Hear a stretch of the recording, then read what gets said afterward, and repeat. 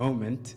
And then that was the birth of Fresh Impact 2.0, because Fresh Impact was existing at the time. And then they restructured, and then they got myself, Andile, and then some members came in a bit later. Garabo Mtunzi, Kensani was still there at the time.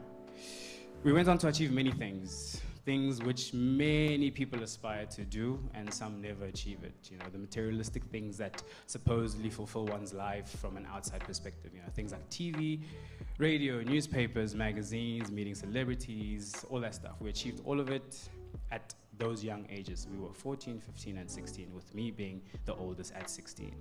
And what that did for us was make us realize that the field is open. We reached stuff at that age, the things that we thought were the pinnacle. And we're like, oh, okay, we're here now. What now? You know, you can dream and you can achieve it, and dream more and achieve more. We had gone through the first barrier of things, which usually seems to be the highest. So, moving forward with Fresh Impact, we really did everything. I'm just going to take you through some highlights that I know Costa would have said, boys, and you must tell them. So, you know, we went to Las Vegas when we were in grade 9 to go represent the country, because we had placed third at HHI, Hip Hop International. So we went to Las Vegas. I remember I was passed out in Red Rock Hotel's bathroom. Costa was out, some ladies, you know. And then, one of our boys bought a PlayStation, and he was playing PlayStation in the room, and we were all upset. Like, dude, we came all the way from Nelspruit to Las Vegas for you to play PlayStation in the room, and then, yeah, so from there we placed 14th in the world that year, and then that's still the highest varsity record in South Africa right now. So we did that. What year was it? 2011. Yeah, 2011, and it's now 2023, and it's still there.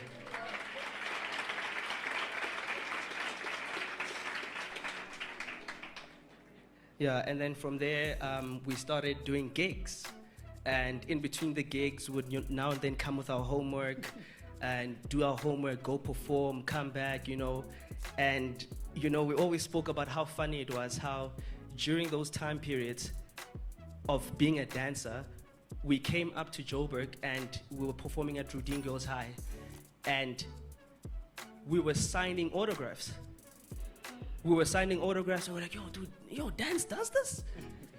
Dance does this? And, like, these girls like, yo, sign, like, they were really, and we, like, in grade 9, grade 10, so every time we'd come to Joburg, we'd go back with more information of what to do and what to add to the blueprint, and yeah, so from there, all those experiences, performing there, raising our funds, because we tried our best to get funds from Mpumalanga.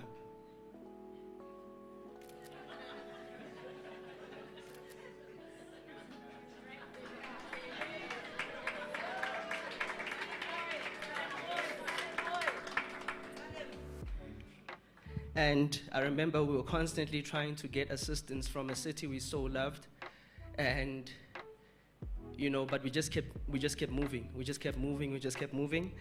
and yeah, those hardships in between and the learning curves prepared us for the next step, Yeah, in the times that Benny mentioned of trying to raise funds, we did have a small group of help from family, from Michelle's family. We used to sell, I can't remember who came up with the idea, but we had a manager. Imagine that, 14-year-olds, 15-year-olds, manager. We had a manager, Queenie. Somehow there was a project called the Piggy Project, where we would sell piggy banks. Hey, we worked hard, man. We worked very, very hard for that. And when we had to come to Joburg and we didn't have money, we'd break a pig, count 5 rands, 2 rands, and would come, all of that adding to the blueprint. There's something that Phantom mentioned when they argued, and very true to Costa. Same with us, we went to Vegas, and there's still a lot of, tension in the team. I fought a lot with Garawe. He owed me money. Dude, you must give me my money. And then Costa's like, sick of this. Tonight at dinner, we're talking about this. Sat at the table and we discussed all of that. We spent a lot of time together, a lot. You know, we camped together to start new, like from 2011-12. He's like, let's go on a camp. We went to, where's this place, out on the farm, and we watched movies together. We accompanied each other to dates. I know. I discovered that I'm lactose intolerant while on a McFlurry run with this guy and Costa. It's another story for another day. Costa drove me to my metric farewell, and he took my photos. Never got those photos. And a bond built that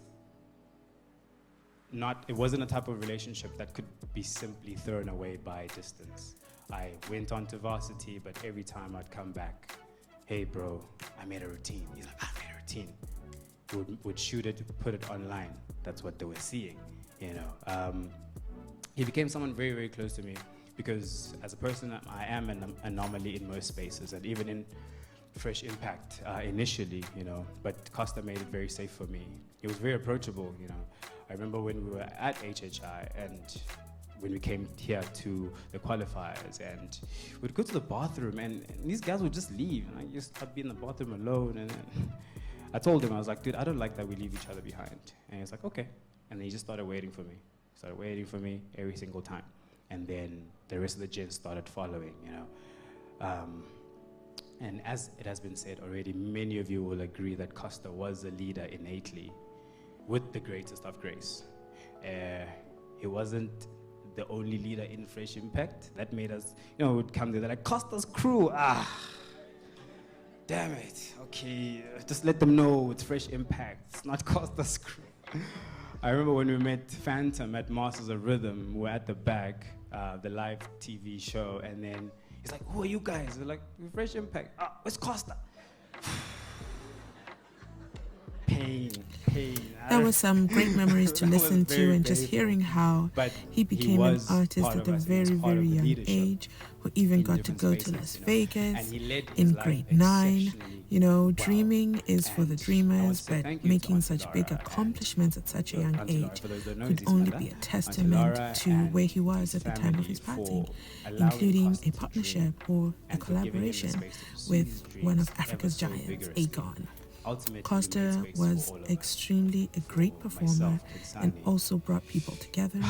And this is again, as the friends tell us, Costa Titch's memorial was just absolutely the story. And you could see with all the personal touches that they had him in mind. His branding colors were also included in the decor. That's the pink and absolute laws to the Mpumalanga region in South Africa.